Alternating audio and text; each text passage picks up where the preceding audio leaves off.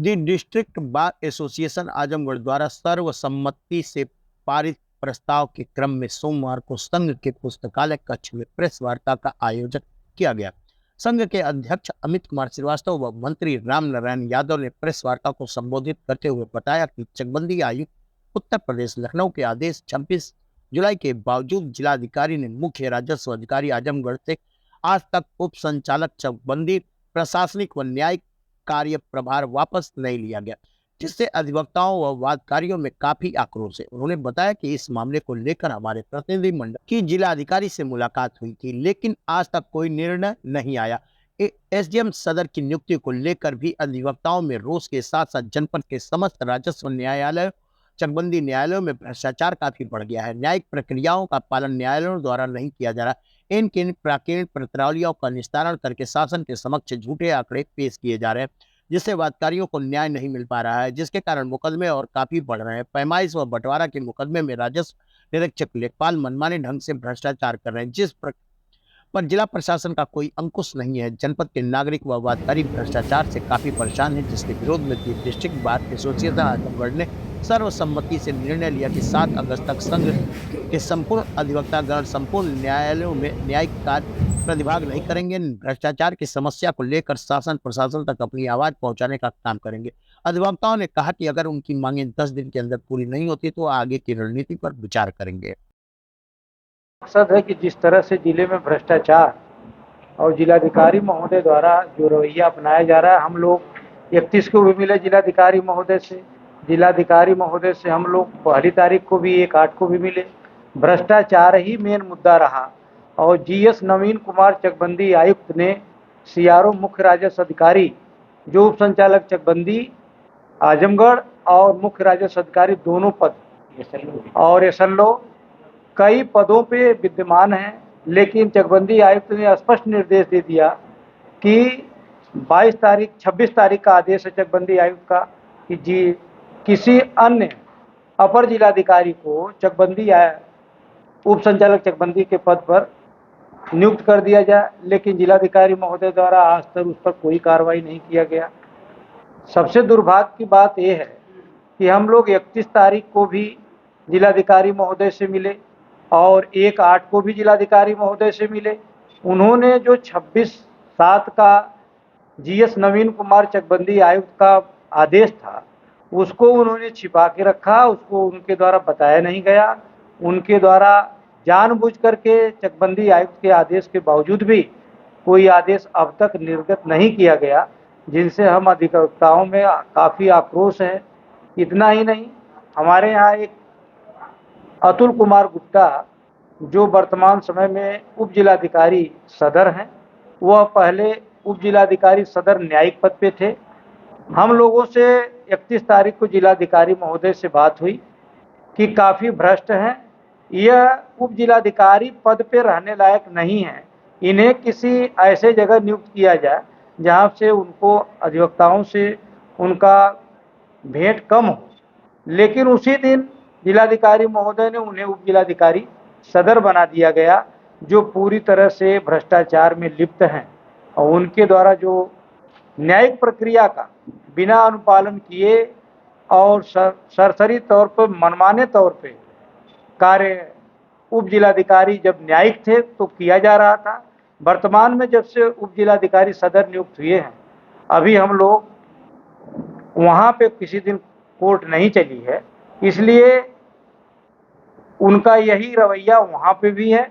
इसलिए हम लोग अधिवक्ताओं में काफ़ी आक्रोश है कि मुख्य राजस्व अधिकारी को तत्काल उप संचालक चकबंदी पद से हटा दिया जाए और उप जिलाधिकारी सदर को किसी अन्य जगह भेज दिया जाए, किसी अन्य उप जिलाधिकारी सदर को नियुक्त किया जाए। मेन यही विषय है सर। शासन से आप लोग कोई मांग करना है पत्र लिख के? जी, शासन से कोई मांग करेंगे आप? हम शासन से यह मांग करते हैं कि जिलाधिकारी महोदय का जो तौर तरीका है कार्य करने का, न्यायिक प्रणाली के अंतर्गत जितना भ्रष्टाचार व्याप्त है, हम लोगों ने जिलाधिकारी महोदय से पहली 1/8 को आग्रह किया था, जिस पर अभी कोई जिलाधिकारी महोदय द्वारा कोई कार्रवाई नहीं किया गया। तो सब कुछ जानते हुए जिलाधिकारी ऐसा क्यों रवैया कर रहा है? सब कुछ जानने के बाद भी, बताने के बाद भी पूरे जनपद में अधिवक्ताओं के प्रति और वादकारियों के प्रति जो रवैया उनके अधिकारियों द्वारा अपनाया जा रहा है, जो भविष्य के लिए काफ़ी खेदजनक है। और यह डिस्ट्रिक्ट बार एसोसिएशन इस तरह की का खेद प्रकट करता है कि इस तरह की परिस्थिति बताने के बावजूद भी कोई कार्य नहीं किया जा रहा है जिलाधिकारी महोदय द्वारा। यह काफ़ी खेद का विषय है। आप लोग कितना समय दे रहे हैं जिला प्रशासन को, ऐसा कितना समय दे रहे हैं? जिलाधिकारी महोदय से हम लोग पहली तारीख को यह आग्रह किए थे, तो जिलाधिकारी महोदय द्वारा यह कहा गया कि हमें कुछ समय दीजिए, हम इस पर विचार करके हम इसको दुरुस्त कराएंगे।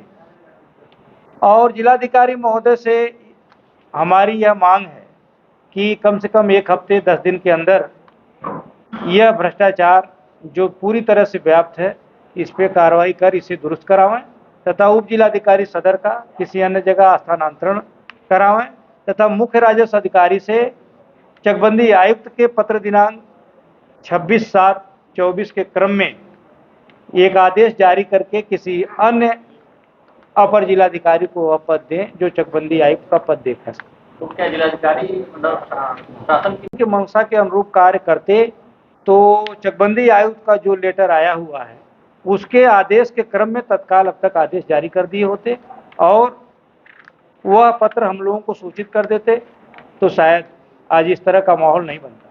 अगर आप लोग नहीं मांगे तो 10 दिन के अंदर अगर हम लोगों की माने नहीं मानी गई, ऐसा है कि अगर अभी हम लोग सारे विनय कुमार गुप्ता जी की आप लोगों ने शिकायत कहाँ किया था? डायरेक्ट मैंने खुद व्यक्तिगत तौर से as a president district bar association 22 तारीख को जब मुख्यमंत्री जी आए थे चकबंदी आयुक्त के यहाँ किया था। और मैं चकबंदी आयुक्त के कृत्य की घोर घोर प्रशंसा करता हूँ कि उन्होंने विदिन 4 डे स्पष्ट ऑर्डर किया और बड़े खेद से कहना पड़ रहा है कि 26 तारीख के ऑर्डर का टिल 5/8/24 तक कोई कंप्लायंस नहीं। दूसरी बात ये कि पहली तारीख को समस्त तहसील के अध्यक्ष मंत्री along with district bar DM साहब थे, एडीएम साहब थे, सारे लोग थे। बात हुई, सबसे उन्होंने बात किया, सबसे फीडबैक लिया। समस्याएं हर जगह की हमारी साथ थी। जैसे हमारे यहाँ तहसीलदार सदर बहुत ही स्वेच्छाचारी हैं, भ्रष्ट हैं, न्यायिक प्रक्रिया का प्रयोग नहीं करते हैं, आड़ ले लेते हैं कि हमारी भाषा ऐसी है। भाषा सलीके की होनी चाहिए। भाषा का आड़ लेके आप नहीं करेंगे। एक कागज घुमा हुआ है, निर्विवाद पत्रावलियों का वहाँ निस्तारण नहीं किया जा रहा है।